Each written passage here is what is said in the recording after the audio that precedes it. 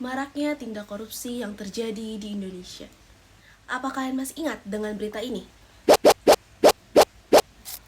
PT Timah Tbk melakukan pelanggaran mega kasus korupsi bertajuk dugaan dalam tata niaga komoditas timah wilayah izin usaha pertambangan atau IUP tahun 2015 sampai 2022.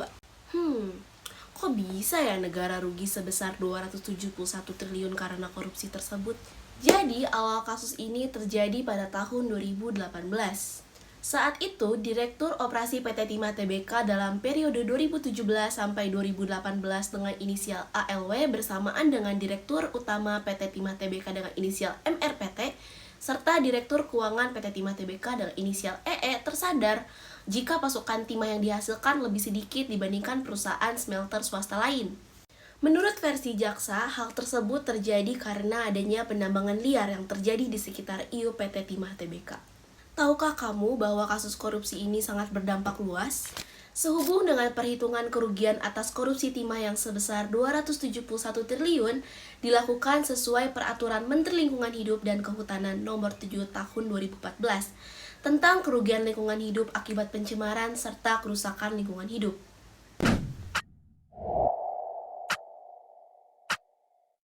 Biaya kerugian tersebut meliputi dana untuk menghidupkan fungsi tata air, peraturan tata air, pengendalian erosi dan limpasan, pembentukan tanah, pendauran ulang unsur hara, fungsi penguraian limbah, biodiversitas atau keanekaragaman hayati, sumber daya genetik, dan pelepasan karbon. Menurut Bambang Hero Saharjo yang merupakan ahli dari Institut Pertanian Bogor, kasus timah sepanjang tahun 2015 sampai 2022 telah menyebabkan kerugian sebesar 271 triliun.